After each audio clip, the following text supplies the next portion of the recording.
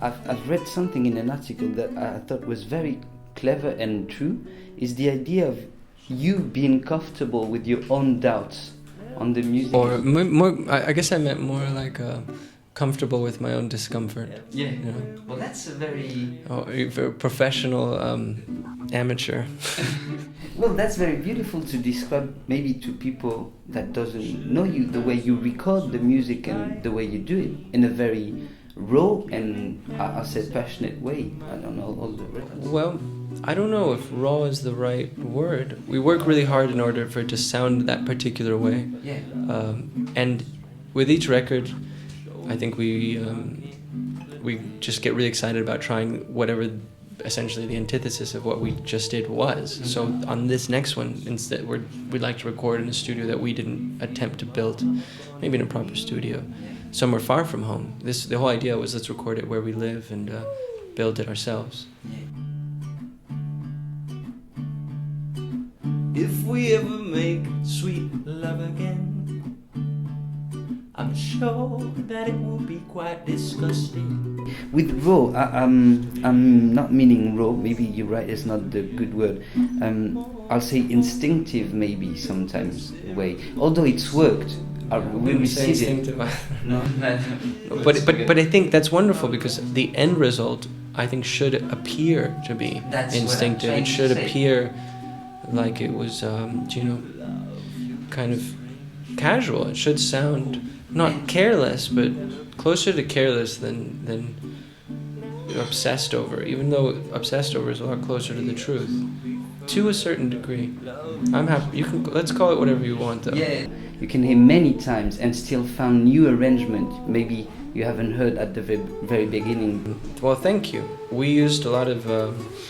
We had fun when you used the studio and the space that recorded as much as an instrument as we could. So it's us three working together with the instruments we have and also with the environment we have. One of the songs, it's the percussion element is switchblade, chain, box of glass, paper, and belt and whip. And lighter. There's something I'd like to say. Starting with Golden Girls and the first songs and all along that record, I had a sensation of intimacy with the voice. Some double voices like Lennon I used to love a lot, and the voice to me was very melodic, as it always has been in your records, but it has something very warm in the recording, and maybe also the way it's mixed, very, I don't know, close to you. Like we are in the Gainsbourg room of an hotel in Paris called Hotel Amour, and you know how he used to record with a very open mic, and he was not wearing shirts because he would make too much noise. I had that sensation that you were very close, and that gave the crooner intimacy of that record. Would you? What? You agree with that? What? You just made one of my dreams come true. I've always wanted to. That was a really long and really nice question, and I've always wanted to answer yes or no to a long but, intelligent question. So merci beaucoup. You actually just made a dream come true.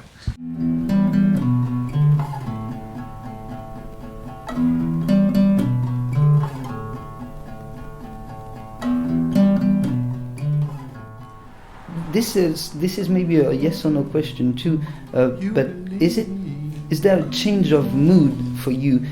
Starting with the Ballad of Ken and Milton, in the recording, it's almost like if the sound was changing a bit and it became more live and more, I don't know, it's like maybe a slight change of mood. It's really rare speaking to somebody who also is paying attention to the sequence, It seems to be these days it's about the one song, or not really that much care into the cover or the actual sequence, this whole thing. That's one of the maybe downsides of the way music is shared nowadays. But we care about the sequence and the cover and the packaging and the way it's presented and everything. I just haven't even been asked that question. It's shocking that someone even noticed that there's a lot of work goes into how you sequence an album, how you hear the songs next to each other, how it all works as a whole. that is something we take into consideration, absolutely, and deliberate over and send a bunch of, what do you think about this version? What do you think about, well, I don't know, let's try switching this song with that song, and that's like, you know, a long process that, you know, me and my manager, Butch Gold, Aram Gold, and Noah and Joe, and you know, everybody, we just deliberate over the sequence. So it just means a lot to even notice that there is a particular sequence that I don't actually know if you were saying you like it or not, but at least you noticed that. I really do like it. Última pregunta en español. Hay dos canciones en español, me parece, Mi Negrita y otra. Mala, claro. Mala, sí, Mala. Sí, Mala es como un poema, Un momentito, pero muy bello. Lo que dices, ¿me puedes decir otra vez esta Las frase? letras de la canción Mala son, ya ha pasado el tiempo, hay que aceptar. Eso es. Muy bonito. Y quería saber si para ti escribir en español es algo, a mí me parece como, de repente, no sé si diría más personal, pero es como si tu corazón estaba allí, abierto, cuando cantas, incluso otras canciones en álbums antes, pero me parece sí, tu corazón que está abierto en una manera muy simple, muy directa. ¿Es así cuando escribes en español? ¿Hay algo que cambia? No sé. Sí.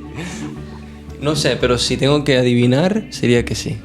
¿El vocabulario, el hecho de escribir? No, cuando yo estaba más joven yo pensaba que escribiendo en español es una manera de ser más abierto y más íntimo, pero ya no me siento así, porque ya no me siento así.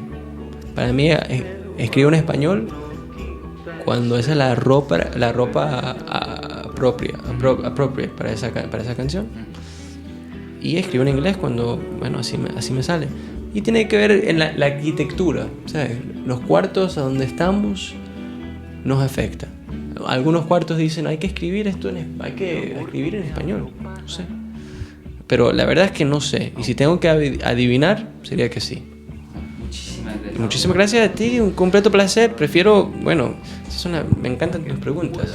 Perdón que no tengo respuestas, pero me encantan. Allez regarder, acheter, écouter l'album Mala de Devendra Banhart, c'était un plaisir. Et il y a des chansons sur PUREchannel aussi, dos canciones para PUREchannel. Muchísimas gracias. Muchísimas gracias, tío. Un placer completo. Merci.